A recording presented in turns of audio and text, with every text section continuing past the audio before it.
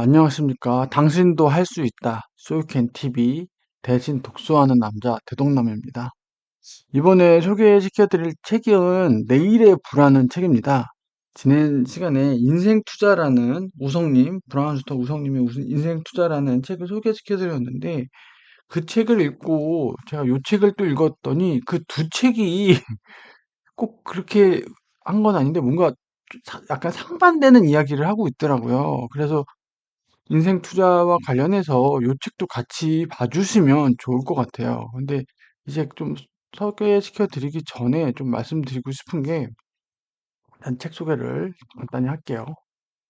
그러니까 저도 지금 부동산뿐만이 아니고 뭐 재테크 투자와 관련 책을 많이 읽고 있고 부를 축적하신 분들의 이런 경험담, 그들의 노하우를 보고 있는데 그게 어느 한 사람이 옳다, 정답이 있지가 않아요. 제가 그 책을 읽으면서 느꼈던 게 부자가 되신 분들은 확실히 각자의 그 방식이 여러 가지가 있는 거예요. 그리고 그만큼 공부를 하시고, 그만큼 경험을 하시고, 그러니까 그래서 뭐 헐벌림, 한 집 갈아타기, 똑똑한 한 채로 갈아타기, 그 너나이님은 시스템 투자, 갭 투자를 여러 개를 해가지고 경기가 회복됐을 때 여러 개 올라가. 그리고 반지상님, 그분은 구축 빌라, 예, 구축 빌라, 눈덩이 투자법 하셨던 분은 뭐 여러 개 하셨죠. 무인 점퍼, 주식, 뭐, 그리고 지난 시간에 소개시켜드렸던 부의 본능과 인생 투자 건, 브라운스턴 우성님께서는 기업도 하시고, 부동산 투자도 하셨어요. 근데 이분은 그 부동산 투자 중에 어디 재개발, 요쪽, 초장기, 요쪽을 좀 많이 이렇게 이렇게 제안을 해주세요. 그래서 이분은 그러면 김장석 이분이신데 이분도 되게 오랫동안 재투자를 하셨던 분인 것 같아요. 다음 옛날 텐텐클럽 아시죠? 10년에 10억.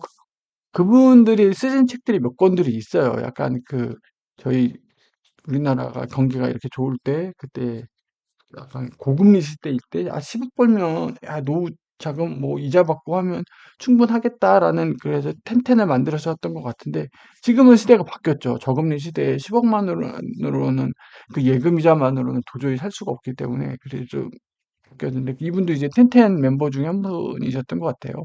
그래서 오랫동안 우리나라 재테크 투자 시장을 좀 봐오신 거죠. 그러면서 이분도 나름 정리를 하신 게 뭐냐면, 부자가 되는 방법은 여러 개 있다고 그랬죠. 지금 이렇게 말씀을 드렸듯이. 가장 빨리 시간을 이분은 얘기를 하죠. 가장 빨리 부자가 될 수 있는 불변의 법칙이 있다고 말씀을 하세요. 근데 이런 법칙이라는 걸 좋아하지 않아요. 사회가 사람이 살아가는데 법칙이 어디 있겠어요. 근데 다만 우리가 얘기하는 이런 분들이 이렇게 막 얘기를 하시고 법칙이라고 얘기하실 수 있는 건, 이분들을 관통하는 게 하나 있어요. 아까 얘기했죠. 부자가 되는 방식은 되게 다양하다고. 어느 누구 하나가 정답이 없다고. 그러면 뭐가 문제? 이분들만의 투자 원칙이 있다는 거예요. 이거는 관통하는 하나예요. 예. 이분들은 나름대로 그 방면에 오랫동안 공부하시고 경험을 쌓으면서 나름의 투자 원칙이 확고하게 생기신 거죠. 헐월님, 뭐 반지상님, 뭐 너나이님, 뭐 우성님, 뭐 김장님, 이분들은 그 영역에서 본인들이 이걸로 부를 축적을 하시고 부자가 되신 분들이에요. 자산가가 되신 분들이죠. 그리고 계속 그걸 고수해 오신 분들이고, 이런 책들이 이렇게 많이 나오는 이유가 본인들의 어떤 경험담, 어떤 성공의 투자 원칙들을 얘기를 하시는 거예요. 그래서 A라는 사람은 이렇게 얘기했는데 B라는 이런 사람은 이렇게 얘기했는데, 그럼 누가 말을 맞는 거야? 누가 말이 맞는 게 아니고 이분들은 다 본인들이 성공을 하신 거고. 그러면 어떻게, 이 책을 읽고 저도 그렇고 지금 이 영상을 보시는 분도 그렇고 뭘 해야 되냐?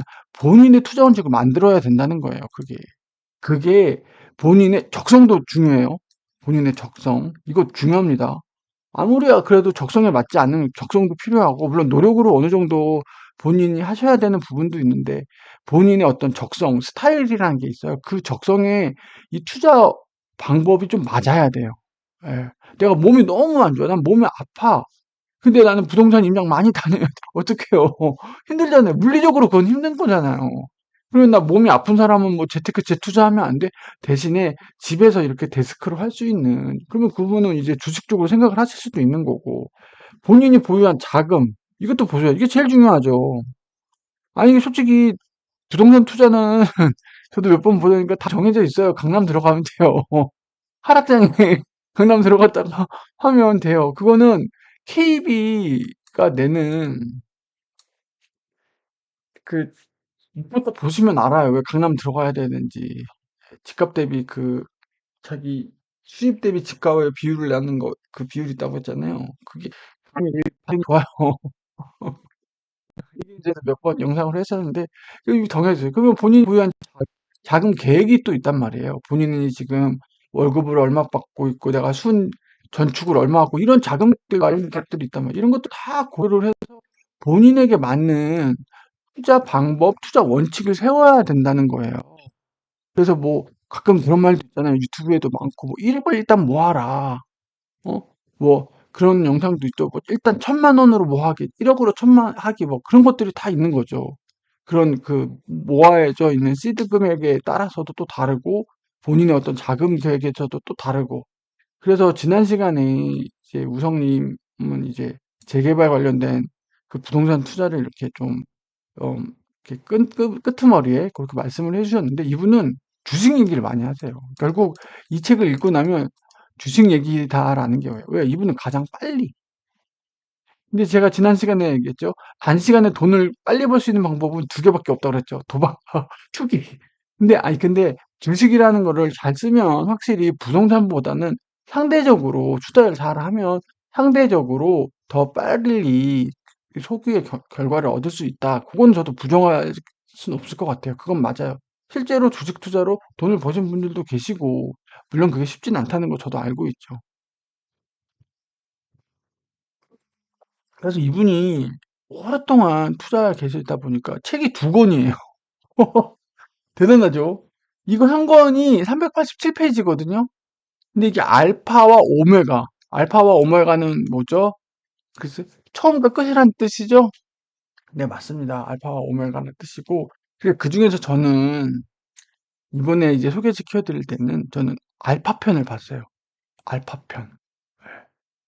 예, 알파 편을 봤고, 근데 이 오메가 편은 약간 좀 되게 큰 얘기를 하세요. 이 내일의 부대도 큰 얘기를 하시는데 이분이 확실히 그 투자에 오래 계셔서 그런지 막 국제적인 정세, 환율 흐름, 뭐 미국의 연준이 뭐 금리를 어떻게 하고 국내 통화량이 어떻게 되고 그런 것들에 대한 어떤 메커니즘 그런 걸 쭉 설명을 해주세요. 나스닥 얘기부터 해가지고 그런 것들이 그냥 뭐라 그럴까, 이렇게 임의로 움직이는 게 아니라 서로 다 그 시계의 톱니바퀴처럼 다 엮여서 돌아가거든요. 그거를 그렇게 꿰가지고 설명을 하기가 솔직히 쉽지는 않아요. 저도 뭐 경영학을 전공하고 경제학을 봤지만 전혀 그런, 물론 그 행정고시 준비하기 위한 기본적인 경제 메커니즘, 수요와 공급, 뭐 무슨 수요 곡선이든 뭐 그런 건 정도 할 수 있죠. 금리의 이동이라는 그런 게 그런 건 알고 있는데 저런 게 실제로 저렇게 뭐 부동산 가격에 영향을 주고 주식이 어떻게 영향을 주고 그렇게까지 제가 실제로 투자를 한 게 아니다 보니까 확실히 그 경험에서는 차이가 있더라고요. 그래서 잠깐 소개를 시켜드리면 소장이십니다. JD. 저 조던이죠. 조던은 아마 필명이신 것 같아요. 그렇게 쭉 가지고 스카이델리는 뭐 칼럼니스트 말있어요. 텐인텐 리더스 칼럼니스트입니다. 다음에 있었던 재테크 지금도 있나? 그럴 거예요. 이분들이 여기 계셨던 멤버분들이 좀 되게 책도 많이 쓰시고 그렇게 하시죠. 그래서 진짜 이분은 안 하신 게 거의 없을 정도예요. 경매, 재개발, 부동산, 수도권, 서울 쭉 하신 거죠. 경험치로만 여기 제가 이분을 잘 모르는데 이 저자의 소개된 이 경험치로만 보면 이제까지 제가 봤던 뭐 많은 분들 그 했던 분들 중에서 가장 스펙트럼이 넓지 않나 싶을 정도예요. 물론 그거는 뭐 어떤지는 진짜 봐야겠지만 뭐 그 뭐 안 하신 게 없어요. 재테크 올라운드 그래. 재테크 올라운드예요. 재테크 올라운드. 예. 그래서 2호선 역세권 쉐어하우스 투자 이런 것도 많이 하셨다는 거예요. 그리고 이런 책도 많이 쓰셨어요. 예. 그러니까 오랫동안 투자판에 계시고 다양한 분야에 하시면서 근데 그 분야에서 다 성공을 하시진 않으셨을 것 같긴 해요. 제 생각으로는. 그러면서 여러 가지를 하시고 그러면서 이분도 뭐 부동산으로도 돈도 벌고 경매로도 벌고 뭐 주식 투자로도 하고 쭉 했는데 이 책에서 얘기하는 건 그래요. 이 책의 컨셉은 그겁니다. 가장 빨리 부자. 이거예요, 이거. 이 부분. 가장 빨리 부자가 되고 싶으면 이 책에 나온 것처럼 약간 주식 쪽을 좀 해놓는 게 어떻겠냐라고 해요. 왜냐면 부동산은 여러분도 아시겠지만 그렇게 속도가 빠르지는 않아요. 예. 지난 시간 인생 투자에서 우성님도 그렇게 얘기했죠. 장기 투자해라. 주식 투자도. 그 몇 년 걸리죠? 5년이에요, 5년. 주식 투자도 아무리 5년 동안 계속 공부하고 차트 보고 계속 주식 투자하면서 감을 익히고 하면서 한 게 5년이에요. 5년 동안 살아남으면서 하면 되지 않겠냐라고 얘기해요. 그러면 그 우성님께서는 그 일반 아파트 시세 차익 말고 이제 재개발하면 몇 년이라고 초장기라고 그랬죠. 20년, 30년짜리란 말이에요. 그러니까 제가 신데렐라 그 얘기 하잖아요. 그 호박마차 만들어주는 그 요정이 신데렐라한테 그 이쁜 옷 만들어주고 호박마차 만들어주면서도 그런단 말이에요. 기적을 그렇게 만들려고 해도 약간의 시간은 필요하다. 이게 적절한 비유인지 모르겠는데 시간이 필요하다는 거죠. 시간이. 그래서 일부는 부동산의 미래라고 해서 이렇게 디플레이션 살아남기라고 합니다. 그 디플레이션 얘기 드렸죠? 인생 투자 지난 시간에 맞아요. 디플레이션 지금 우리나라는 어떠죠? 저성장, 저금리 시대인 거죠. 그러면 어떻게 돼요? 통화량을 풀 수밖에 없는 시대가 하는 거죠. 그래서 자산이 그 뭐죠? 예전 그 고성장 할 때처럼 그렇게 성장을 할 수가 없다는 거예요. 그러니까 부동산이면 다 오른다는 게 아니에요. 물론 지난 시간 우성님 그 인생 투자에서는 통화량이 풀기 때문에 디플레이션이 와도 통화량을 풀기 때문에 결국 물가가 상승하게 되고 실물 가치인 부동산은 결국 우상향하게 된다라고 말씀을 드렸잖아요. 그게 틀리다는 게 아니라 결국 시장이 이렇게 플럭추에이션 되지만 결국 전체 부동산 지수는 이렇게 올라가는 거 이것도 맞아요. 큰 흐름을 얘기한 거죠. 근데 문제는 뭐냐면 이렇게 큰 흐름으로 가는데 부동산이라고 해서 다 뜬다는 게 아니에요. 그 책에서도 나왔잖아요. 부동산이 어떻게 되는 거예요? 양극화가 되는 거예요. 오를 놈은 더 계속 오르고 떨어지려면 계속 떨어진다는 거예요. 왜? 경기가 이렇게 돼 있기 때문에. 이분도 이 말씀을 하세요. 디플레이션에 그래서 살아남기 위해서는 어떻게 해야 되는지.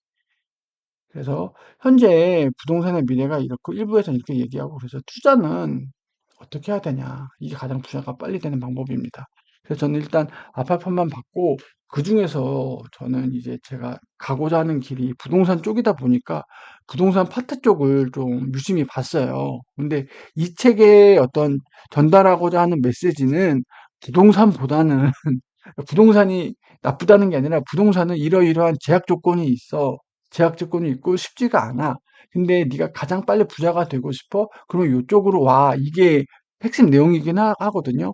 근데 저는 지난 시간에 이제 인생 투자도 받고 그거랑 약간 같이 보면 좋은 얘기가 이게 부동산에서 이제 재건축 재개발이 되게 중요한 이슈잖아요. 실제로 지금 서울에서 재건축 들어가는 게 조금 많아요. 한때 막 분담금 얘기 계속 나오고 그렇잖아요. 그리고 국토부에서도 지금 공급을 늘리겠다 이런 이슈 있고 그거랑 관련해서 이제 부동산 투자 되게 중요한 이슈거든요. 서울의 공급이 느는 건요 정말 중요한 이슈예요. 이거는 꼭 체크를 하셔야 돼요. 그거랑 같이 엮여가지고 보시면 좋을 것 같아가지고 저는 이 부분에서 이 책이 강조하는 그 메시지보다 제가 가고자 하는 방향이 부동산 쪽이니까 부동산 관련된 내용 위주로 좀 정리를 해보도록 하겠습니다. 그래서 이 책 전체 내용을 제가 꼼꼼하게 다루진 않아요. 예, 좀 약간 발췌독을 한 거죠. 아, 이 얘기는 틀린 얘기는 아닌데, 이분 제가 좀 귀담아 듣고 하는 쪽은 부동산이다 보니까, 그래서 좀 내가 투자에 대한 어떤 전반적인 걸 아우르고 싶다. 이만큼 여러 가지를 하셨던 분이잖아요. 이분의 어떤 해안을 내가 조금 경험하고 싶다. 그러면 조금 두 권으로 돼 있는데, 예, 한번 보시면 나쁘지 않아요. 굉장히 쉽게 쓰여져 있어요. 막 엄청난 무슨 모형이 나오고, 막 무슨 순환죽이 나오고 그러지 않아요. 되게 덤덤하게 나오기 때문에 충분히 다 이해가 가능합니다. 예, 그리고 부동산, 지금 100세 시대 됐고, 우리가 빈곤율이 높고, 베이비붐 세대가 은퇴. 이게 지금 부동산 가격이 많이 오르는 것도 약간 그런데 기성세대들이 왜 부동산 가격을 왜 다 올려놨냐. 그러니까 그런 여론도 없지 않아 있어요. 그래서 청년들이 살 집이 없는 이게 자꾸 이렇게 좀 갈라치기가 되는 것 같은데 청장년층 남녀 뭔가 자꾸 이렇게 분열이 되는 것 같은데 이분들이 이제 베이비붐 또 열심히 이제 경기 성장 시대 하고 이제 은퇴를 하실 나이가 됐죠 지금은 80년대 이렇게 90년대 하셔가지고 근데 그분들이 이제 노후를 준비를 하시는 거죠. 노후를 준비하다 보니까 당연히 부동산이라든지 자영업이라든지 상가 투자라든지 그런 쪽으로 오실 수밖에 없거든요. 그동안 모은 돈이 이제 시드머니가 있고 하니까.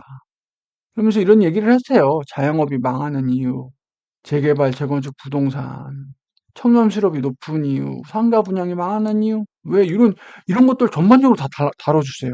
굉장히. 그래서 현재 지금 우리가 살고 있는 이 대한민국 자본주의 사회의 여러 가지 이슈들, 굵직굵직한 문제들 있잖아요. 문제라기보다는 현상들?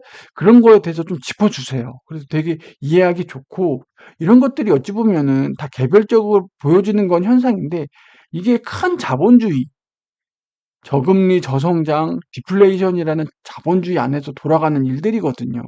이 메커니즘이 서로가 다 연계가 돼 있는 거예요.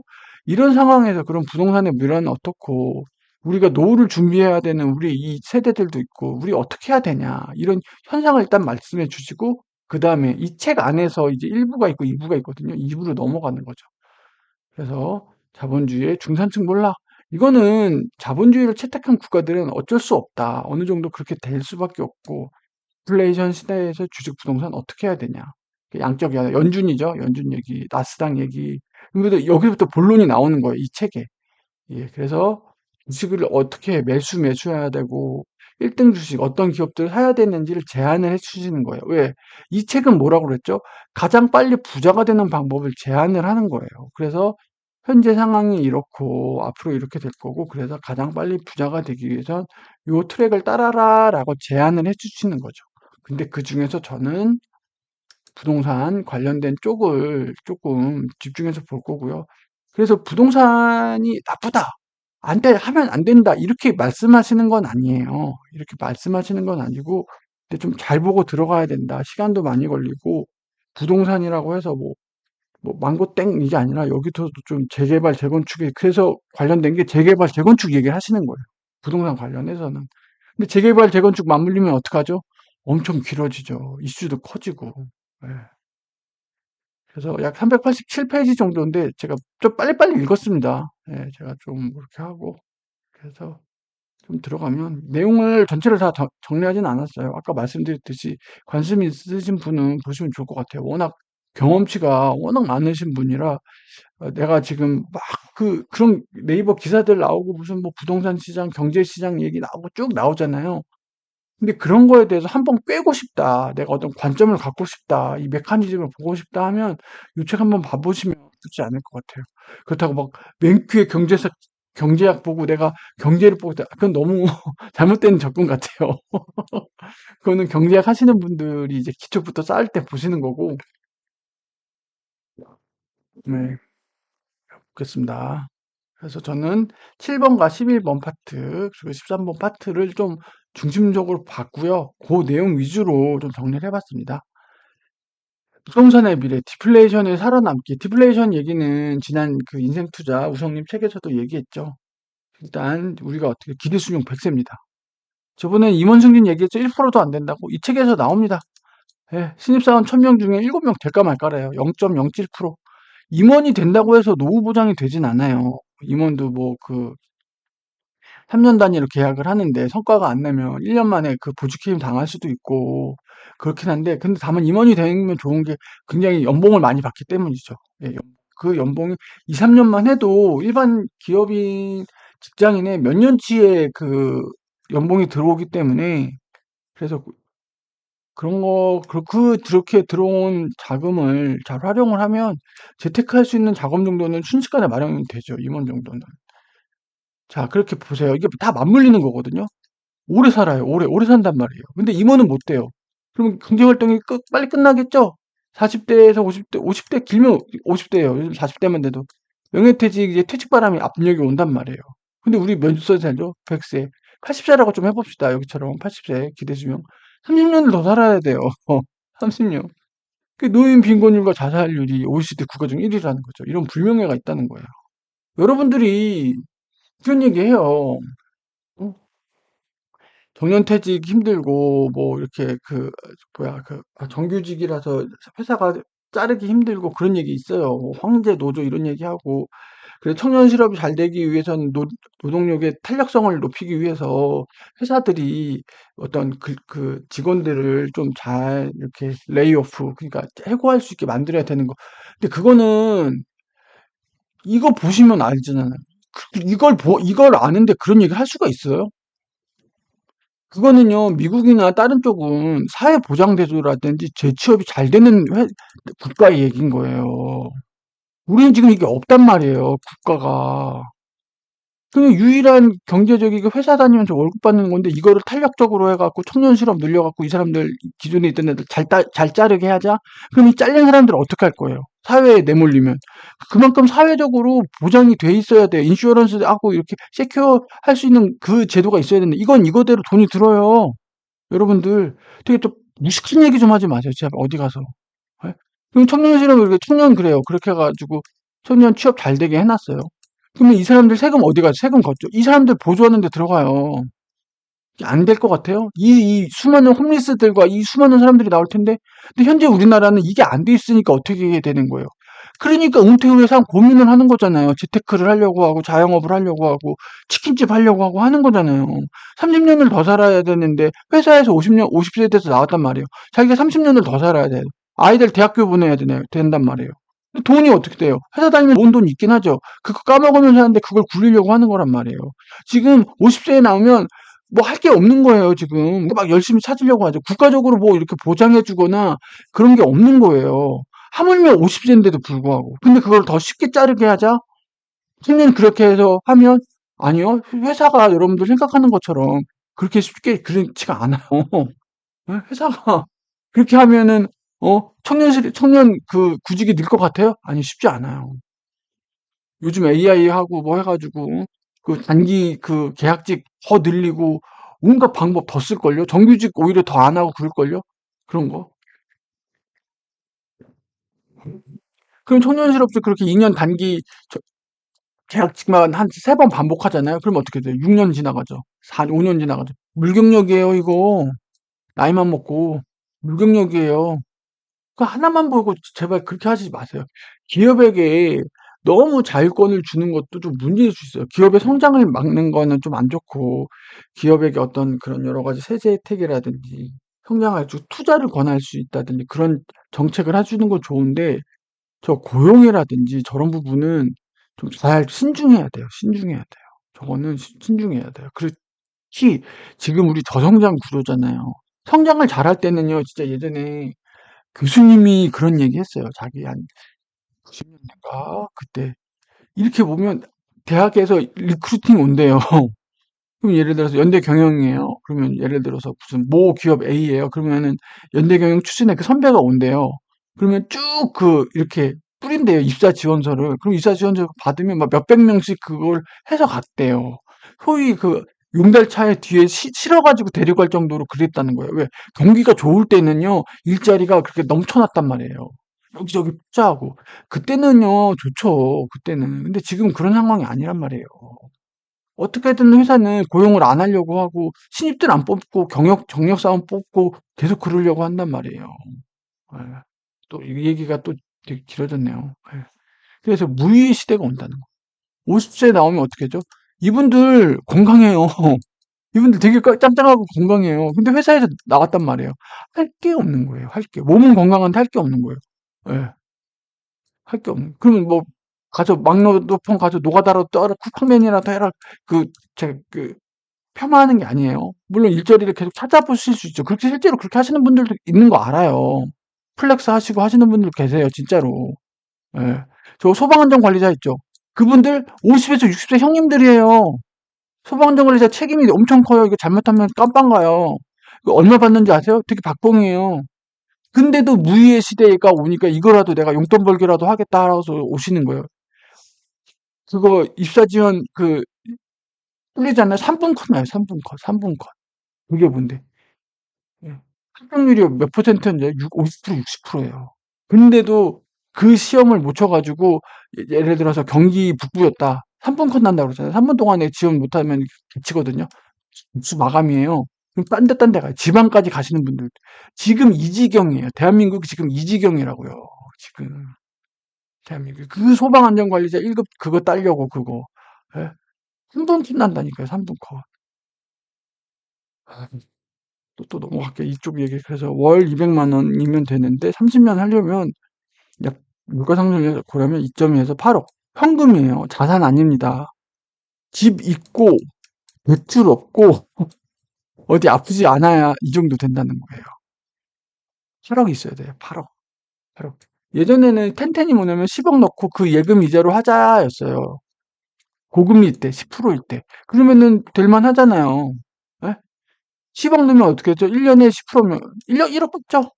예, 1억. 1년에 1억 들어온다는 얘기예요. 10%일 때, 금리가 10%일 때는. 그래서 텐텐이었던 거예요. 10년에 10억 만들어. 근데 지금 어떻게 돼요? 금리가 어떻게 되죠? 거의 제로금리 가깝죠? 이거 예금이자로는 버틸 수 있는 그게 아니라는 거죠. 다 그러니까 어떻게 되죠? 그 예금 은행에 넣을 바에 빨리 재테크 재투자하자가 되는 거예요. 그래서 이 얘기가 나오죠. 예, 이 얘기가. 솔직히 요즘 같은 거의 제로금리 저금리에서 예금 이자만으로 이 목돈을 여기다 그냥 땅 박혀 넣는 것만 해도 그 바보 같은 거죠. 이게 더 돈이 나올 수 있는 그 재테크 재투자 방법을 생각을 하셔야 돼요. 이분은 그래서 여기서 나오죠. 이걸 해야 된다. 이걸 왜 해야 되는지가 지금 여기서 얘기했죠. 빈곤율 높고 무위의 시대가 요즘 캥거루족도 많고 그래서 그러면 자산을 만들자. 그럼 자산이 뭔지에 대해서는 그동안 많은 분들이 막 얘기했죠. 키요사키도 얘기했고 월급쟁이 부자의 너나이님도 얘기했고 브라운스도 우성님도 얘기했고 많이 했단 말이에요. 하면서 영속 사라지면 안 돼요. 보유성, 소유권이 있어야 된다는 거예요. 그리고 가치를 보유한다. 여기서 가치를 보유한다는 건 부가가치를 생산할 수 있다는 얘기예요. 예. 가격이 오르든지 얘가 뭔가 나에게 월세를 주든지 그런 가치를 보유한다는 거죠. 가치가 있어야 가치 창출이 돼서 거기서 수익이 날 수 있으니까 이걸 갖춰서 이렇게 하자는 얘기죠. 그러면서 이분이 여기서 또 이 얘기했죠. 자영업의 함정. 이분들이 이제 은퇴한단 말이에요. 그러면서 이제 사업 아이템, 아, 나 대투자 말고 계속 할래. 치킨집 얘기 나오죠. 카페 얘기하죠, 카페. 카페 얘기하죠. 실제로 그런 거 많죠. 예. 근데 이제 프랜차이즈라는 거는 본인이 이것도 자영업이 본인이 이렇게 쉽지가 않아요. 본인이 예를 들어서 반찬을 잘 만들어 반찬 가게 한다고 해도 그게 쉽지가 않은 거죠. 그게.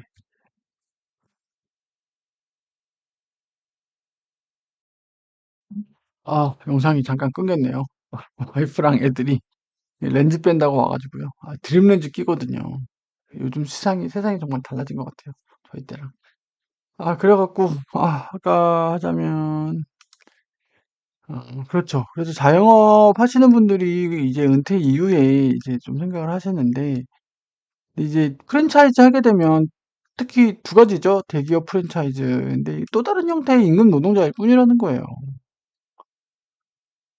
이게 제가 원래 첫 회사도 프랜차이즈를 하는 기업이었거든요.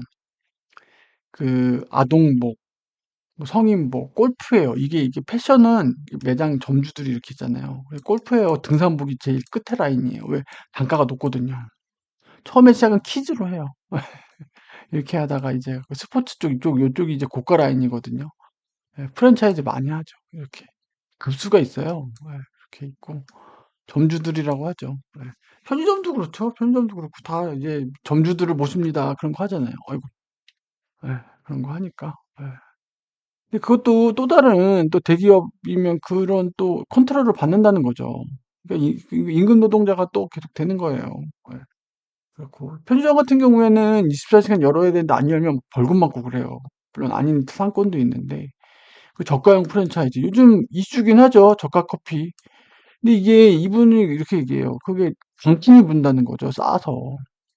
근데 이 저가형 커피라는 게 품질이 낮다는 게 아니라 이게 그 비싼 커피랑 싼 커피랑 약간의 그런 차이는 분명히 있거든요. 근데 사람들은 결국 더 뭔가 뭐 시그니처가 있고 더 맛있고 사람의 입맛이라는 게 그렇거든요. 이게 저가 커피 먹다가 너무 확 풀려버리는 거예요. 사람들이 어떤 그 수용할 수 있는 범위를 넘어서서 공급이 확 풀려버리는 거죠. 그럼 여기에 사람들이 어떻게 되죠? 질려버릴 수도가 있는 거예요. 그러면은 이 열풍에 불었다가 사그라들 수도 있는 거죠. 그런 거 그런 몇몇 아이템이 있죠. 그런 몇몇 아이템. 그래서 결국 대기업 프랜차이즈나 저가형 프랜차이즈나 가맹 본사만 돈 버는 구조다. 물론 그 1위 점주 있고 뭐 매출 잘 나오는 점주도 물론 계세요. 다 망한다는 게 아니고. 근데 기본적으로 요런 수익 구조를 가지고 있고 그래서 보면 그잖아요. 빨대 하나까지 다 돈 받잖아요. 표장 용기 다 하나하나 그 집기가 이게 다 그냥 있는 게 아니고 그게 다 이 대기업 프랜차이즈 하게 되면 다 이걸로 다 돈을 내야 돼요. 그래요, 진짜. 그래서 자영업도 쉽지 않다. 자산을 막 계속 얘기해야 된다. 점점 이제 답이 없어지는 거죠. 30년은 살아야 되는데 돈 만드는 구조를 해야 돼서 자영업 봤더니 이렇대. 그래서 그럼 자, 그럼 부동산이죠. 지금 저도 지금 이거죠. 이쪽 라인으로 가려고 하는 건데 지금 전 아직 돈이 없으니까. 근데 이거 얘기하시면서도 중요한 얘기 하세요. 음. 재건축 가능 여부로 부동산을 좀 구분을 해야 된다. 제가 이 책을 소개시켜 드리려고 하는 영역도 요 파트 때문에 그래요. 요 파트 때문에. 예, 지금 이슈기도 하죠. 부동산 임장을 많이 하잖아요. 저도 임장 가고 하는데 하는 이유가 뭐냐? 근본적으로 좀 물어보자. 우리 부동산 임장 왜 하지? 살기 좋은 곳, 살고 싶은 곳, 인지를 확인을 하는 거죠. 그래서 역에서 가깝고 초등학교는 가깝고 교교 상쾌부 막 이러잖아요. 결국 상쾌부. 똑같은 A라는 동네 안에서도 선호도가 있단 말이에요. 선호도, 단지별로 선호도가 있고, 이 단지 안에서도 남향이냐, 북향이냐, 뒤에 산이 있냐, 큰 도로를 끼고 있냐, 초등학교 이 뒷문에 바로 있냐, 이런 거에 따라서 또 가격 차이가 있잖아요. 그래서 뭐 1등 뽑기 이런 걸 한단 말이에요. 그리고 이것도 중요하죠. 이게 어찌 보면 핵심이에요. 가격이 오를 지역을 보는 거예요. 가격이 오를 지역. 이게 핵심이에요. 부동산 임장 이것도 중요한데 이 녀석이 이거긴 한데 이게 중요한 거예요. 우리는 뭐예요? 실거주가 아니라 투자 목적이잖아요. 임장하고. 물론 뭐 실거주 하실 수도 있긴 한데 가격이 오를 지역을 보는 거예요. 근데 이것도 그래요. 가격이 오를 지역은 정해져 있다는 거예요. 국가가 정해놨다는 거예요. 근데 투자금이 부족하기 때문에 아는 지역을 느끼는 거예요. 자, 근데 가격이 오를 지역 어디 있죠? 결국 이거예요. 국가가 정해놨다. 투기 과열 지역, 조정 지역. 국가가 이미 부동산 가격이 잘 오르는 진역을 저렇게 지정해 놨다는 거예요. 굳이 안 다녀도 된다는 거예요. 답이 나와 있다는 거예요, 이거는. 자, 근데 투기 지역, 투기 과열 지역, 조정 지역 들어갈 수 있어요, 없어요? 쉽지 않아요. 1주택, 다주택자는 특히. 얘네가 꽁으로 저걸 묶어 놓은 게 아니에요. 예, 지금 이게 이미 답이 있다는 거예요. 이렇기 때문에 우리는 뭐 하는 거죠? 이렇게 되는 거죠. 이거 외에 내 투자금도 부족하고, 이거 외에 가격이 오를 지역을 하기 위해서 임장을 한다는 거예요. 예, 임장을 한다는 거죠. 그래서 임장을 하는 근본적인 이유를 얘기를 해주세요. 예, 예. 그리고 지금 어떡하죠? 저금리 저성장 시대에 이것도 지난 시간에 우성님 그 얘기했죠? 디플레이션 시대라고 했죠? 그랬기 때문에 어떻게 되죠? 경기가 저성장되면은 통화량을 풀어서 다시 물가를 올리고 하면서 실물 가치는 올라가서 부동산은 우상향한다. 근데 이 우상향하는 놈들이 어떤 놈이냐? 부동산 양극화라는 거죠.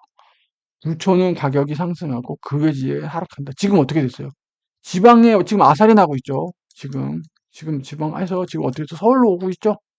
서울 지금 경기 지금 했는데 지금 그 부장에서 꺾인 지 몇 년 됐죠? 한 2년, 3년 됐나? 근데 지금 다시 서울 들썩들썩거리죠? 지금 수도권도 그렇고 여기 수도권도 그렇고 지금 이 양극화가 된다는 거예요. 이 양극화. 근데 수도권 조심하셔야 돼요. 이분은 수도권도 조심하라고 얘기하세요. 예. 그러면 좋다. 좋다 이거예요. 좋아요. 근데 이 안에 구축들이 있단 말이에요. 구축들이. 근데 얘네들이 지금 서울 안에서도 이 자리를 잡고 있고 신도시에서도 이제 에이징이 된 애들이 있단 말이에요. 1기, 2기. 지금 3기 신도시 얘기 나오죠. 일기 신도시 막 지금 하고 막 그 구축들이 있단 말이에요. 이게 이슈인 거예요. 이게 이슈. 서울에서의 구축과 아파트랑 신도시에서 구축은요 정말 다른 거예요. 잘 보셔야 돼요. 예. 그래서 구축 아파트 재건축 가능 여부가 정말 중요하다. 이거는 서울 얘기예요. 서울. 서울 구축 아파트. 서울은 구축이 많죠. 왜? 오래됐으니까. 그러면 이 서울 불패 이런 얘기 했죠. 지난 시간에 서울 불패다 막 이런단 말이에요. 근데 그게 다 불패가 아니고 결국 서울에서도 구축 아파트인데 재건축이 되지 않으면 얘는 결국 부동산으로서의 가치가 없다는 거예요. 인서울일지라도. 얘가 이미 풀었단 말이에요. 이렇게 표현하면 그런데 풀었단 말이에요. 근데 재건축이 안 되면 얘는 산소호흡기가 다시 이게 산소호흡기만 달려 있고 다시 회생이 되지 않는 애예요. 그러면은 부동산이라는 것도 그 뭐야 실물 가치긴 한데 상품성이 없어지거든요. 그럼 여기 사람 슬럼화 되고 사람들이 안 들어와요. 예. 그러면 재건축 가능 여부를 어떻게 아냐? 이거죠. 사업성이 있냐? 그러니까 건설사 입장에서 재건축을 할 만한 그 비즈니스 사업성이 돈이 되냐를 봐야 된다는 거예요. 이게 돈이 안 되는데 어떤 건설사가 그걸 재건축하라고 들겠어요. 용적률을 봐야 되고 분담금도 중요하다. 이렇게 얘기를 하시는 거죠. 이걸 좀 더 자세히 얘기하면 그래서 이거죠. 재건축 리모델링 가능 여부를 꼭 판단해야 되고 저층 대규모 단지 이거면 좋다는 거예요. 이거면 지금 서울 구축 아파트가 5층 이하이고 대규모 단지가 있는데 있냐라는 거예요. 이게 쉽지 않죠. 쉽지가 않아요. 이게 5층이면 어느 정도냐면요. 아파트 단지에 들어가서 여러분들 고개를 드시면 하늘이 보여야 돼요. 아파트 그 옥상에서 하늘이 보일 정도가 돼요. 고개를 딱 들었을 때. 그 정도. 객관적인 거예요. 근데 하늘이 안 보이고 그 아파트 끝단이 안 보여요? 그거는요, 용적률이 빡센 거예요. 누가 그거 어디서, 저도 이거 인스타인가? 유튜브에서 봤어요. 이게 누가 용적률 100%쭉 보여주고 용적률 200%쭉 보여주니까 확실히 달라요, 높이가. 진짜. 딱 보면 답답한 마음이 들잖아요. 그건 벌써 용적률 200% 넘어가는 거예요. 근데 서울 시내에 그런 애 별로 없죠. 별로 없어요. 중증 10층 이상인데 최선호 입지에 있어야 돼요. 이게 되려면. 지금 어디죠? 음마아파트 같은 데들. 거기는 진짜 개발이 기정사실화 돼 있는 데잖아요. 워낙 그 눌러앉고 있는 그 땅 자체가 워낙 그 학군지이기도 하고 거의 뭐 최중요 지역이다 보니까 그 정도급 돼야 된다는 거예요. 그리고 용적률 200%. 왜냐면 여기 뒤에 용적률 300% 이하예요. 자, 200%면 얼마 더 땡길 수 있어요? 100%더 땡길 수 있단 말이에요. 조합원들 주고 뭐 하고 그러면 건설사 입장에서는 여기서 이문을 남겨야 돼요. 요 100 더 올리면. 근데 예를 들어서 300 언더, 250이면 50%밖에 못 땡기는 거죠. 직관적으로. 물론 더 산정을 해봐야겠지만. 그러면 사업성이 없는 거예요. 네, 사업성 그만큼 요 버퍼가 300에 걸리거든요. 그럼 300까지 뭐 299까지 이렇게 짓겠죠. 건물을 높여가지고 요만큼 있던 애를 이렇게 올린단 말이에요.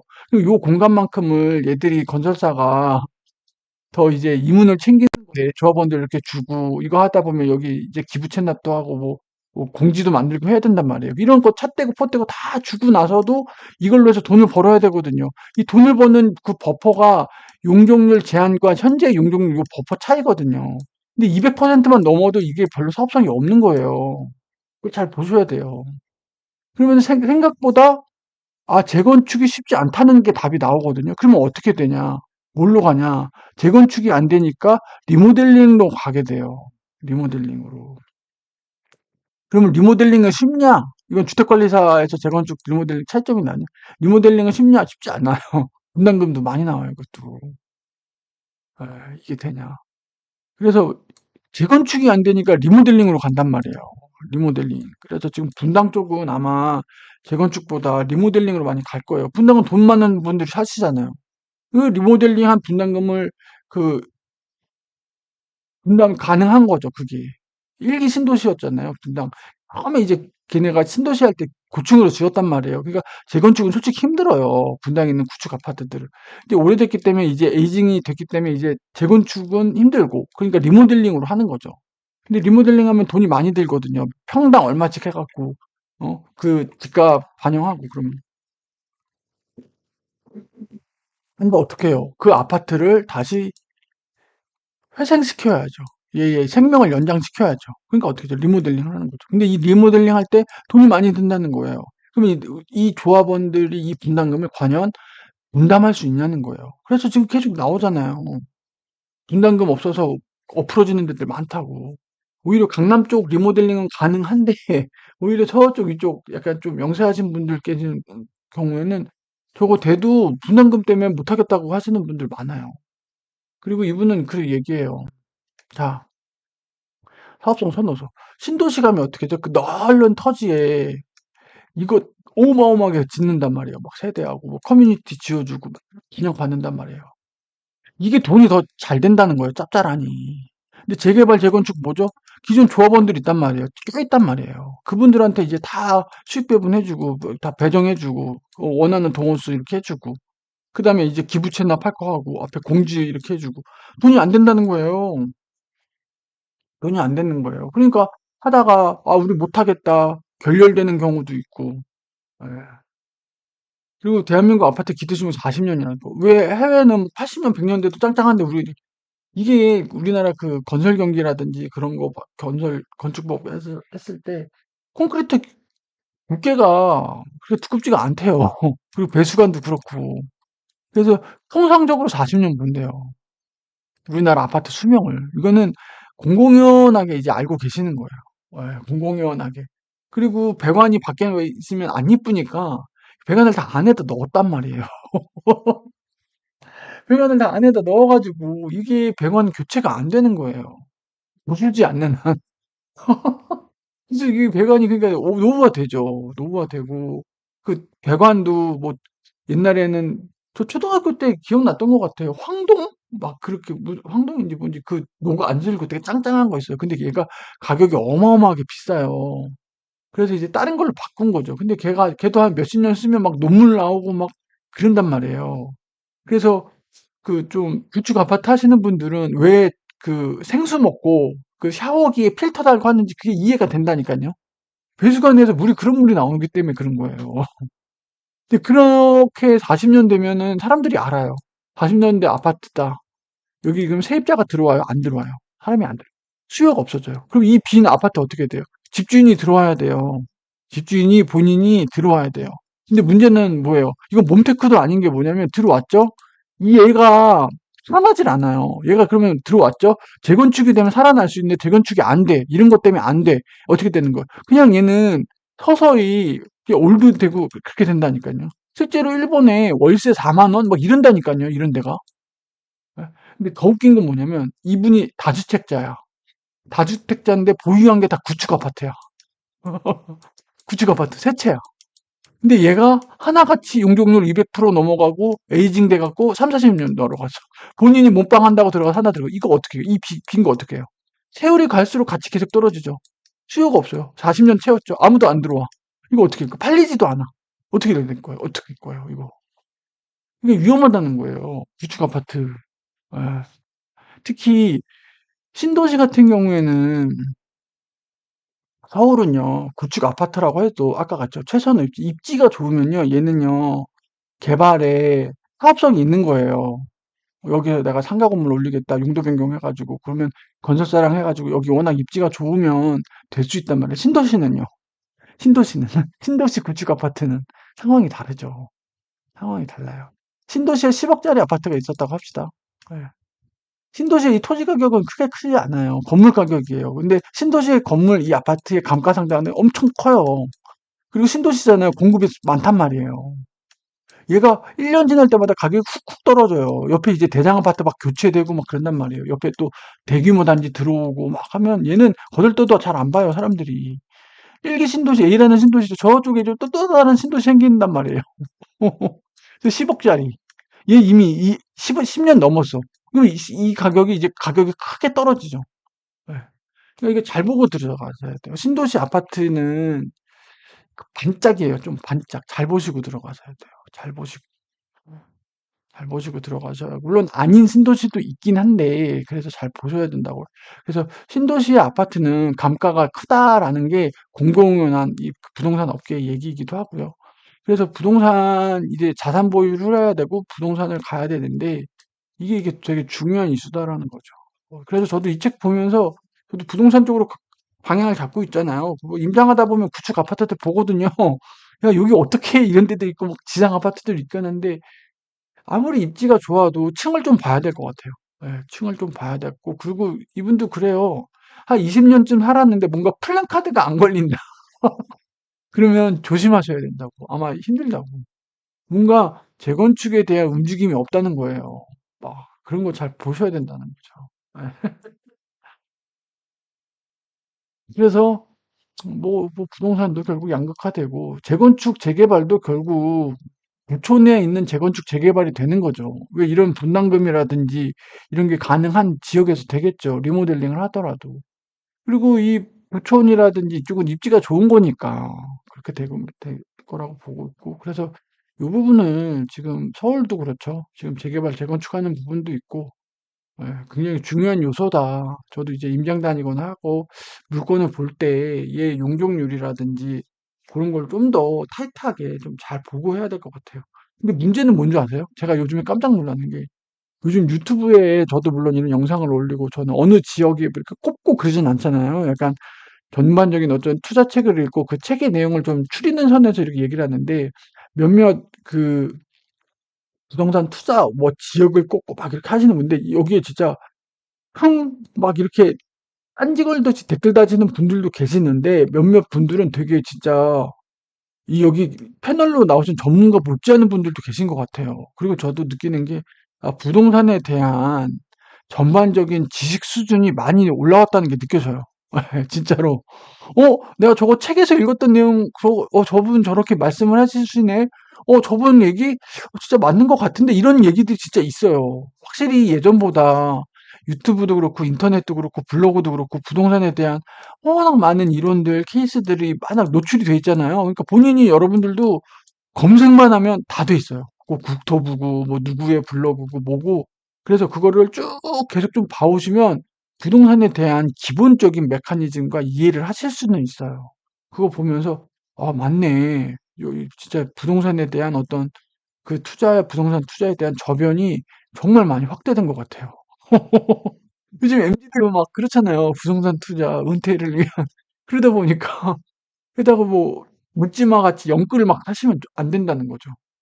함부로 들어가시면 안 되고, 저도 그렇고, 계획을 가지고 본인의 자금 계획에 맞게 그렇게 좀 해주셔야 되고. 그리고 이제 디플레이션 주식 부동산 투자입니다. 그 상가 투자 위험하다고 얘기하세요. 이제 자영업 어렵다고 얘기해 주시고, 상가 투자. 지금 대온라인의 시대죠. 대온라인의 시대고, 이게 제일 좋았던 거죠. 상가를 하나 하면은, 그러니까 뭐 업체 하나 잘 나가는 거, 뭐 국밥집이든 뭐 맛집 하나 놓고 하면은 월 막 1,000, 2천 막 뚝 떨어뜨리듯이 얼마나 그런 꿈이 있었어요. 지금 그렇지가 않다는 거죠. 그 베이비붐 세대가 지금 이것도 하고 지금 이것도 하고 지금 하고. 근데 이거 잘못했다가 은퇴자금 털려 먹는다는 거죠. 실제로 여러분들 유튜브 보시면 상가 미분양 났다, 무슨 지구 막 공실률 몇 프로 막 계속 나오거든요. 이게 쉽지가 않아요. 처음에 막 광을 팔죠. 근데 이거 엄청 비싸게 판단 말이에요. 이게 비싸게 샀으니까 어떻게 해요? 임대료도 높게 받아야겠죠. 그 건물 가치, 그 상가 가치에 맞게. 안 들어오는 거죠. 근데 상가라는 게 한번 그거 싹 비잖아요? 이거 다시 활성화하기가 너무 힘들어요. 이 상가 띄우기가 진짜 힘들어요. 진짜 힘들어요. 예. 뭐 상가 무슨 회 해갖고 이렇게 만들고 하는데 쉽지가 않아요. 예. 그래서 온라인 쇼핑 시대가 돼 있죠. 1, 2인 가구. 예. 그래서 쇼핑을 안 해요. 가두점. 로드샵이라 그러죠. 로드샵. 로드샵에서 그럼 뭐예요? 먹거리. 오락거리만 한다는 거죠. 온라인으로 될 수 없는 거. 지금 진짜 그렇게 쏠림이 되고 있어요. 저 광역버스 타고 논현동 강남 지나가잖아요. 진짜 그 A급지에 그 임대 붙은 거 정말 많아요. 예, 옛날에 막 그 무슨 뭐 어마어마하게 큰 카페, 뭐 유발란스, 뭐 막 있던 옷가게들 있던 데들이 1, 2층 쓰는 데들이 지금 다 상가 임대 떴어요. 예. 그거를 소화할 만한 업태가 쉽지가 않은 거예요. 그거를. 어마어마하게 임대료가 많을 거 아니에요. 강남 1급지인데. 그렇다고 건물주 입장에서는 그 상가의 주인 입장에서는 그 임대료를 내리기도 그렇고. 그러니까 계속 비워두고 있는 거죠. 근데 그 사람들 걱정할 필요 없죠. 왜? 그 사람들은 상가가 여러 개예요. 예전에 성시경님 유튜브인가 해서 봤던 것 같아요. 자기가 연습실을 구하는데 그 공실 떠서 했는데 너무 비싸더래요. 아, 그래서 못하고 딱 또 다른 연습실 봤는데 소유주가 같은 거예요. 그러니까 그분들이 그 상가 임대 뭐 그 임대중 떴다고 해서 그 사람들이 뭐 못 벌어먹고 살고 그러진 않아요. 그분들은 건물주 걱정은 뭐다? 예, 필요 없다. 예, 그렇게 보시면 하고 건물 여러 개인 거거든요. 그리고 저금리 저성장 자본주의. 지난 인생 투자에서도 얘기했죠. 통화량을 확대합니다. 이거 통화량을 안 풀 수가 없어요. 연준이든 우리나라 한국은행이든 띄워야 되거든요. 경기를 살려야 돼요. 그러면 이 풀린 돈이 풀렸어요. 뭐 일반에게도 풀리겠죠. 물가 상승하고 이 돈이 어디로 가냐? 풀린 돈이 우량주, 부동산 양극화로 간다는 거예요. 그래서 오를 놈은 더 오른다는 거예요. 부동산이. 예. 그리고 결국 그래서 이분은 얘기를 해요. 그러면은 이 자본주의 디플레이션 저금리 저정상에서 이렇게 시장이 이렇게 하잖아요. 이렇게 경기가 안 좋아지면 통화량을 풀어서 띄운단 말이에요. 이걸 계속 반복하거든요. 자본주의는 두 가지로 한다고 그랬죠. 통화량과 소비라고 그랬죠. 통화량을 풀어서 소비를 끌어올린단 말이에요. 근데 이 풀린 돈이 어디로 가냐, 결국. 부동산은 강남, 서울 역세권, 그리고 지방 부촌.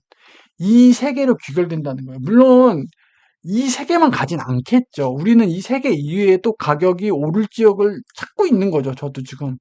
예?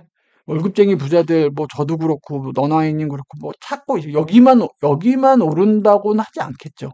불량이 오면 다 같이 오르니까 당연히. 근데 메인은 여기라는 거예요. 이 사람은 딱 이분은 이 사람이래. 이분은 또 정리를 해놓으신 거예요. 그래서 여기에 들어갈 수 있으면 들어가라라고 얘기하는 거예요. 여기에 들어갈 수 있으면. 근데 여기 들어가기 쉬워요? 어, 이게 들어요? 근데 여기 이외에 못 들어가는 거죠. 왜 돈이 없잖아요, 우리는. 돈이 없으니까 돈이 없는 한에서도 들어갈 수 있는 데를 찾는 거죠. 어.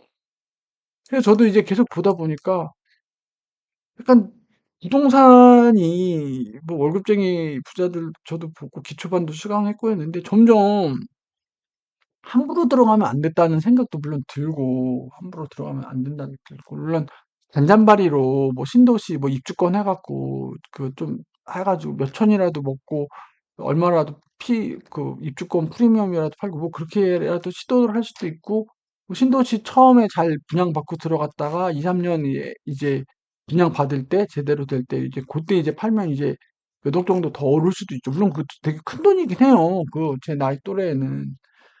그렇게도 할 수 있고 한데 결국에는 결론은 이건가. 그래서 강남 입성이란 말이 왜 나오는지 진짜 저 세상 땅값이잖아요. 얘네는 막 단위수가 달라요. 그래서 우성님은 그래서 재개발 얘기를 하신 건가. 근데 재개발도 쉽지 않죠. 예. 그리고 주식 얘기하십니다. 그 한국 주식 사라고 얘기 안 해요. 이분은 한국 주식 사라고 안 해요. 글로벌 기업 주식 사라고 얘기하는 거예요. 그래서 이게 결론이에요. 일부에서 결론은 이거예요. 이거. 예.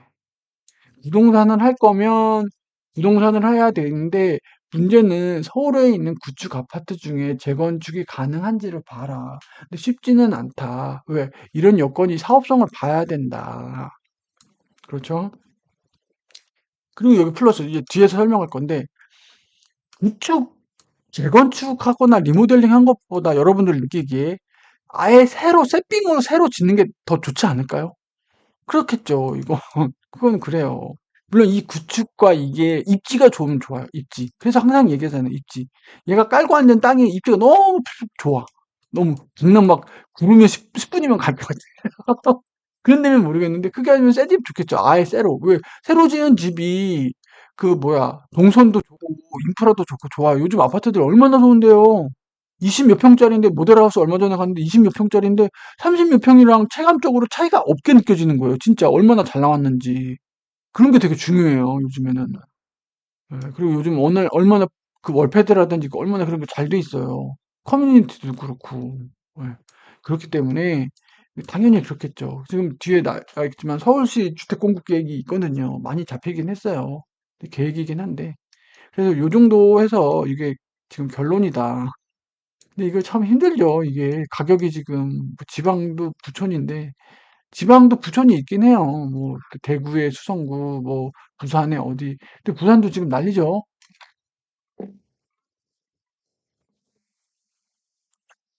그래서 이 책의 일부 결론은 이렇게 나오고, 그럼 2부, 여기 이부에서는 그러니까 요거를 어떻게 잘 할 수 있냐를 얘기를 해주시는 거예요. 이 책은 뭐라고 그러죠? 가장 빠른 시간 내에 부자 되는 방법을 얘기하는 거라서. 예, 그래서 좀 마무리를 하겠습니다. 이거 지난번에 이건 한번 보여드린 적이 있어요. 부동산 인사이트 영상, 부동산 인사이트라는 책 읽고 재개발, 재건축 기본 절차를 제가 한번 정리를 한 거거든요. 이게 주택관리사 시험에도 나와요. 그래서 재개발은 이제 주거환경이죠, 이거. 이거는 기반시설. 이게 판은 없는 거죠. 재건축은 특정 건물, 예, 건축물 대상. 뭐 이거는 주거 환경. 이거는 이제 국가라든지 시도시단이 그렇게 되는 거예요. 건축물 이거는 그 건축물 한 소유자들이 모여갖고 하는 거예요. 그래서 일단 요거는 솔직히 쉽지 않고 재개발은 뭐 이렇게 성남지구, 뭐 광명 뭐 이런 식으로 들어가는데 지금 보세요. 3년, 5년, 7년, 9년, 10년, 12년, 10년 좀 넘는다고 보시면 돼요. 이거 뭐 아무리 요거 어디야 공공시행 이런 거 짧게 해준다고 했었어요. 근데 그게 쉽지가 않죠. 왜냐 민간이 하는 부분이 있거든요. 이런 거 이거 힘들어요. 이거 시공사 선정 이거 이게 사업성이 없으면 시공사 선정이 안 돼요. 이 안에서도 막 서로 티격태격하고 너 뒷돈 받은 거 아니냐 막 그다음부터는 이제 일사천리죠. 관리처분 계획이 되고 사업 완료되고. 근데 이거 시공하는 과정에서도 막 다시 뭐 분담금 더 내라 막 그런 얘기가 있어요. 예. 이게 오래 걸려. 이게.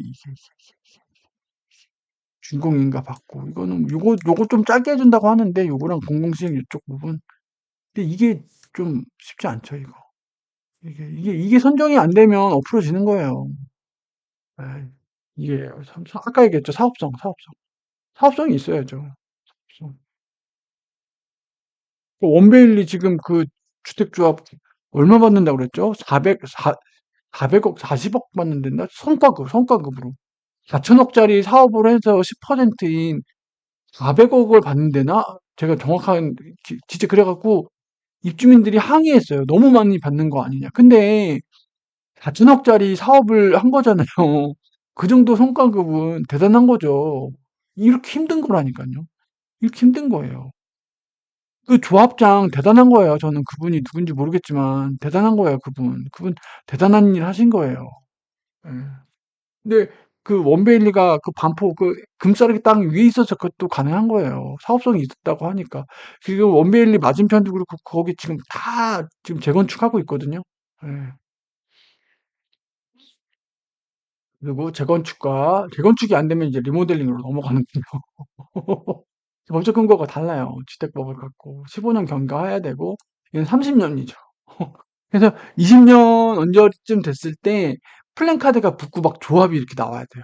이제 막 조합. 근데 이런 게 안 붙는다. 그건 좀 그런 게 안 된다는 거죠. 재건축이 움직임이 없다는 거죠. 그렇죠. 300% 이하입니다. 예. 300, 666 300도 이하기 때문에 현재 지금 얘가 200이면 얼마만 더 할 수 있어요? 100만 더 할 수 있는 거예요. 시공사 입장에서는 100만 더 얹어서 여기서 돈을 벌어야 되는 거예요. 쉽지 않죠. 근데 그래서 200 언더면 괜찮은 거죠. 200 언더면. 그렇다고 200 언더라고 해서 무조건 된다는 건 아니고 그 대규모 단지여야 돼요. 땅이 얘가 깔고 있는 땅이 커야 돼요. 땅을 끌고 있는 아이 크든지 이 땅이 크지 않아도 금싸라기 땅에 있든지 입지가 진짜 좋든지 뭐 강남 한복판에 있든지 이러든지 이래야 되는 거예요. 이래야 되는 거예요. 이게 중요합니다. 예. 장기화되죠. 예. 이게 좀 완화된다고 하고 그러니까 안전등급은 이제 한 30년 넘어가면 그렇죠. 이거 기부 체납해야 돼요. 이런 거. 이런 거에 이런 게 들어간단 말이에요. 이게 솔찬히 들어가요, 이게. 그러니까 시공사 입장에서는 이런 거 다 계획해야 되거든요. 예. 소형 임대주택 이거 해야 돼요, 이거. 임대주택 넣어줘야 돼요. 예. 예, 그리고 초과이익도 환수합니다. 이거 보세요. 재건축 시공사 입장에서는 이거 들어가죠. 이거 해야 되죠. 이거 소형임대 해야 되죠. 이거 그러면 사업성이 얼마나 나겠어요. 이거 하기가 쉽지가 않은 거예요. 쉽지가 않은 거죠. 이런 거 보시면 재건축이. 그래서 땅땅땅하고 막 플랜카드 축하 뭐 시공사 선정 막 계속 봐야 돼요. 그게 엎어질 수도 있기 때문에 항상 재건축은 쉽지 않다. 그리고 재건축이 쉽지 않기 때문에 재건축이 될 수 있는 인서울 구축 아파트를 봐야 된다는 거예요. 서울 구축 아파트라고 해서 다 들어가면 되는 게 아니에요. 네. 막연한 기대로 들어가면 안 된다는 거죠. 그래서 요거 보시면 되고 이게 결론입니다. 네. 뒤에 내용은 다 이런 얘기예요. 가장 빨리 부자가 되는 거. 100%란 말을 감히 100% 부자가 될 수 있는 방법, 불변의 법칙이라고 이렇게 강하게 얘기하는데 제가 쓴 게 아니에요. 이 책에 이렇게 나와 있어요. 그래서 이런 얘기들을 하세요. 자본주의에선 중산층이 몰락할 수밖에 없고 왜 그러냐? 저성장 선진국이라는 거잖아요. 성장을 못 해요. 지금 막 예를 들어서 그 이머징 마켓처럼 막 공장 막 돌아가고 막 일자리가 막 너무 많아가지고 막 그 임금 막 더 올려주고 그런 시대가 아니라는 거죠. 기업이 혁신을 해야 되는데 혁신이라는 게 어디 쉽나요?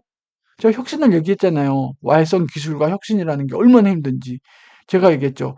110볼트를 220볼트 바꾸는 것만큼 힘들다. 기업의 혁신은. 제가 말씀드렸잖아요. 기업의 혁신은 그만큼 힘든 거예요. 예. 그러면 어떻게 인건비 통제를 해서 생산성을 하는 거예요. 예를 들어서 A라는 앱을 계속 얘기한단 말이에요. 근데 얘를 원가가 예를 들어서 인건비를 올리기 안 한다는 거죠. 이걸 자율화 공장으로 돌리면 원가가 줄겠죠? 근데 인건비는 계속 오르거든요. 최저임금 그래서 이슈긴 해요. 그거 올리지 말자는 게 아니고 인건비를 계속 묶어두려고 하는 거예요. 그래서 생산성을 늘려야 되니까. 왜? 기업은 계속 수익을 나고 성장을 해야 되니까. 그러면 많은 중산층이 뭐죠? 월급 받고 일하잖아요. 근데 인건비 통제가 되고 물가는 오르고 어떻게 되냐? 실질 임금은 줄어드는 거죠. 예. 이런 이 트랙 안에 갇혀 있으면 이 트랙 안에 갇혀 있으면 저도 월급쟁이잖아요. 이 월급쟁이라는 트랙 안에 갇혀 있으면 부자가 될 수 없다는 거예요. 부자가 될 수가 없어요. 왜? 우리의 시간 한정되게 있고 그렇기 때문에 소득이 통제되기 때문에 연봉 협상이야라고 그랬죠. 뭐라고 그랬죠? 연봉 통보죠. 통보. 연봉 통보입니다. 미래투자. 그래서 이분이 그래요. A 지역에 뜰 것 같아. A 주식에 뜰 것 같아. 예측하지 말라. 대응을 해라. 근데 이 빠른 대응하기 위한 게 뭐예요? 투자 원칙이에요. 투자 원칙. 예를 들어서 10% 손해보면 손절매 해라. 이게 원칙인 거예요. 그러니까 A라는 투자에는 10%는 그냥 파는 거예요. 묻지도 말고 그냥 기계적으로. 이분도 그러죠. 시가총액 1위 기업에 투자해라? 그러면은 시가총액 1위가 지금요. 비싸다 마다 생각하지 말라는 거예요. 이게 오를까 떨어질까 생각하지 말라는 거예요. 그냥 그걸 사라라는 거예요. 네가 가진 돈에서. 얘가 떨어졌어. 1위에서 2위로 바뀌었고 1위가 다 했어. 그러면 이거 팔고 빨리 1위로 바꾸라는 거예요. 이분은 그래요. 그러니까 네 머리가 아닌 돈의 흐름을 따라가라는 거예요. 조금 늦게라도 조금 늦 돈의 흐름. 돈의 흐름. 시가총액 1위라는 게 뭐예요? 돈이 몰렸다는 거잖아요. 거기에 따라가라는 거예요. 대신 조금 빨리 가라는 거예요. 너무 늦춰지지 않게. 머리에 사지 말고 되도록이면 허리쯤이라도 들어가라 이 얘기인 것 같아요. 그러니까 근데 이게 원칙이라는 거. 시가총액 1위를 사라라는 게 원칙이라는 거예요. 이 원칙들을 본인들이 만들어 놓고 이 원칙들을 만들어 놓고 여기에 제깍 하라는 거예요. 이 원칙은 어떻게 만드는 거예요? 본인이 공부 많이 하고 그동안의 경험을 쭉 쌓으면서 아, 이렇게 했더니 돈이 벌리더라. 이렇게 했더니 수익이 나더라. 라는 딱 원칙을 정해놓고 여기에 걸리잖아요. 바로 즉시 예측하지 마라. 예측하지 말아라는 거예요. 신속하게. 이분이 이렇게 얘기를 해요. 그러면서 이런 얘기 해요. 연준 얘기, 돈이 몰리는 곳, 안전한 주식 채권과 부동산, 부촌 얘기하죠, 부동산.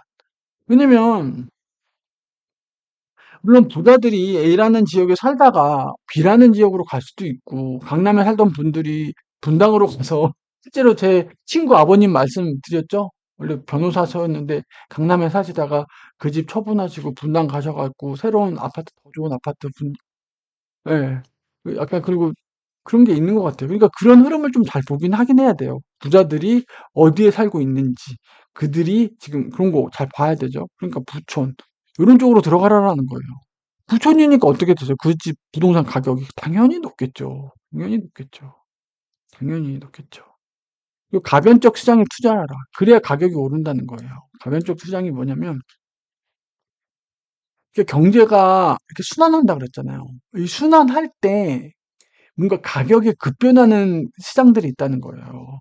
부동산도 그 중에 하나입니다. 부동산도 그 중에 하나예요. 근데 그게 변하지 않는 애가 있어요. 이게 그러면 여기에는 투자하지 말라는 거예요. 변화할 때 플럭추에이션이 있을 때 이거를 모멘텀을 잡을 수 있기 때문에 투자를 꼭 그런 데다 넣으라는 거죠. 그래서 부동산 주가의 움직임을 보면서 이런 걸 보고 하면 그럼 이제 본격적으로 주식 얘기를 하세요. 나스닥 마이너스 3%. 이분이 가지고 있는 투자 원칙이에요. 이분은. 자기는 나스닥 지수를 보고 저 마이너스 3%가 되면 주목을 한다는 거예요. 그거에 따라서 주식을 사고 파는 그거를 원칙을 잡고 거기에 대해서 자세하게 나와 있어요. 근데 저는 주식을 하는 쪽이 아니다 보니까 이걸 자세하게 다루지는 않을게요. 근데 주식에 관심 있으신 분들은 요 뒷부분을 잘 보시면 돼요. 그리고 이 부분이 뭐예요? 이거예요. 이분이 얘기하는. 이분이 얘기하는 이거의 핵심은 이거예요. 이거 주식, 요거, 요쪽. 이렇게 보면 되고. 그럼 오를 수밖에 없는 기업에 알아. 필수 기업, 핵심 소재 기업, 조립 강호 기업, 생산 공장 기업. 그 중에 이거. 필수 기업을 해라. 필수 기업은 그럼 어떤 필수 기업인지를 또 이 책에서 좀 자세히 나오고 있습니다. 그리고 필립 피셔의 위대한 기업 15가지 포인트. 이거 뭐 워렌 버핏도 그렇고 필립 피셔도 그렇고 이런 기업에 들어가라고 하는 애들이 있어요. 문제는 뭐냐면 저거를 다 갖춘 기업이 쉽지가 않다는 거예요. 그럼 몇 개가 또 추려져요. 뭐 마이크로소프트, 뭐 애플, 뭐 막 그런 애들로 좁혀지거든요. 그런 애들 어떻게 들어가? 지금 가격이 얼마인데 그냥 들어가서 사시면 돼요. 비싸도 사시면 돼요. 왜 돈이 몰려 있잖아요. 왜 걔는 지금 비싼데 이게 더 오를지 말지 고민하지 말라는 거예요. 오른다 이거예요. 왜 떨어져? 1위가 바뀌었어? 그러면은 얼른 팔고 1위 약간 손해 볼 수는 있겠죠. 손해 볼 수는 있는데 빨리 팔고 1위에 사는 거예요. 얘도 오른단 말이에요. 그럼 여기 손해를 얘가 메이크업 해주면서 올라가겠죠. 그렇게 하라는 거예요. 그렇게 원칙을 만들고 그대로 해라. 예, 그렇게. 그래서 이 책은 제가 물론 내용이 굉장히 많아요. 근데 그 중에서도 부동산 파트, 부동산 파트에서 또 이제 재건축 쪽을 좀 따와가지고 저도 관심 있는 부분이라서 지난 시간에 했던 인생 투자랑도 좀 이어지는 부분이 있고, 물론 결론은 달라요.